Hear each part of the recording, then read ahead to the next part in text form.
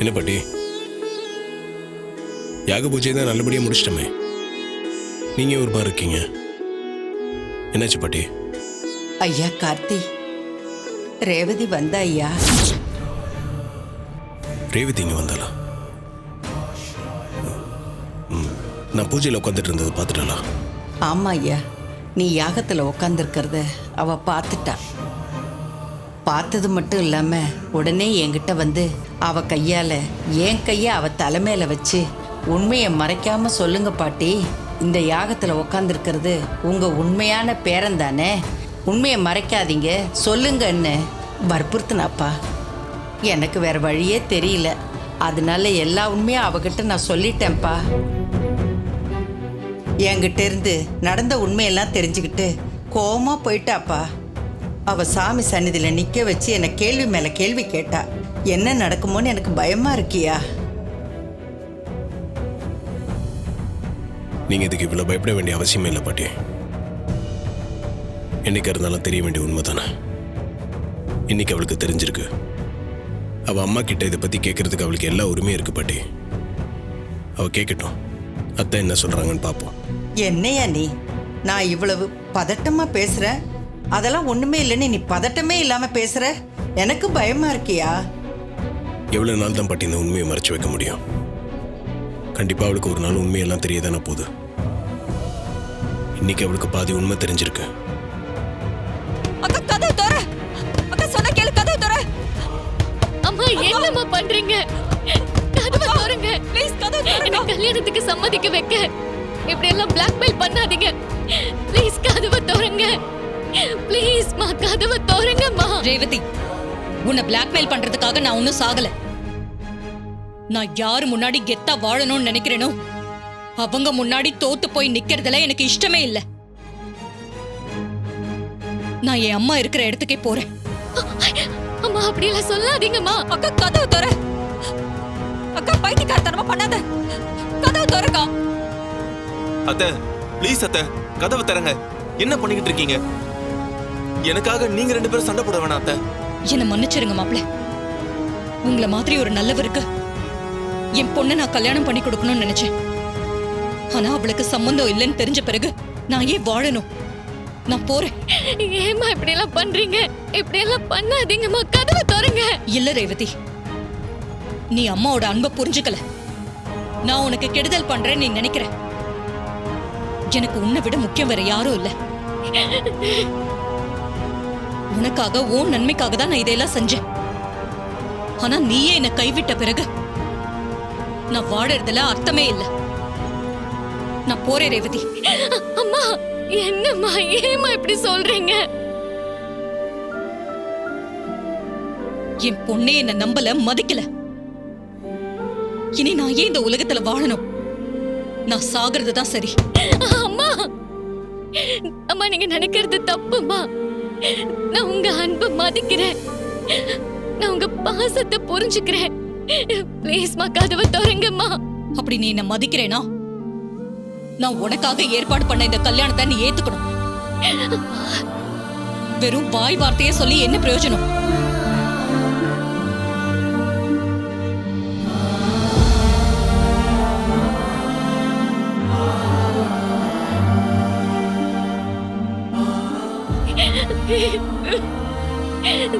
சரிம்மா, நான் கல்யாணத்துக்கு ஒத்துக்கிறேன். போதுமா?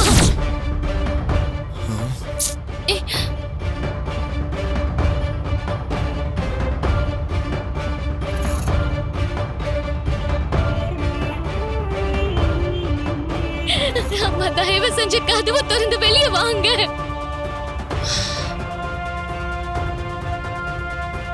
வெளியே வாங்கம்மா.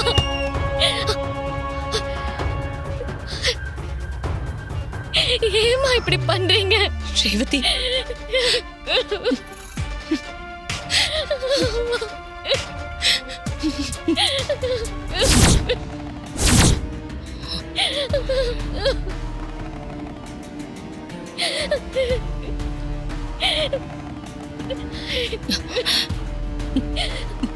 ரேவதி, நான் தப்பு பண்ணல. நீ தப்பானவங்க கைக்கு போயிடக்கூடாதுன்னு பயந்துதான் நான் இது எல்லாமே பண்ணிக்கிட்டு இருக்கேன். அந்த ராஜா சேதுபதியோட வாரிசு எவனும் நம்ம வீட்டுக்கு மருமகனா வரக்கூடாது. ஏன்னா அது எனக்கு துரோகம் பண்ண குடும்பம். அதுக்காக தான் நான் இவரை தேர்ந்தெடுத்தேன். நான் சொன்ன பொய்க்காக என்ன மன்னிச்சிரு. ஆனா இவர் தான் உன் மாப்பிள்ளை. இதுல எந்த மாற்றமும் இல்லை.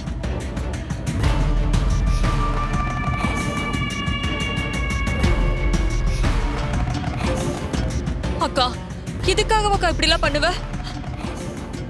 ரேவதி, அங்க பாரு. வாங்க மாப்பிள்ள, அதை முதல்ல காட்டுவோம். அப்பா, அம்மா எமோஷனலா பேசி ரேவதி இந்த கல்யாணத்துக்கு சம்மதிக்க வச்சுட்டாங்கப்பா. இப்ப என்ன பண்றது? சரி இரு, நான் போய் சகலகிட்ட பேசிட்டு வந்துடுறேன் ரோகிணி. ஹலோ, என்னங்க ரேவதி இங்க வந்து பிரச்சனை பண்றாளா? சகல, அப்போ உனக்கு ஆல்ரெடி விஷயம் தெரியுமா? தெரியுங்க. ரேவதிக்கு நான் தான் ராஜா சேதுபதியோட உண்மையான பேருன்னு தெரிஞ்சிருச்சு. அவ பாட்டிக்கிட்ட பேசி எல்லா விஷயத்தையும் தெரிஞ்சுக்கிட்டு தாங்க வந்திருக்கா. ஓ, அதான் மேட்ரா?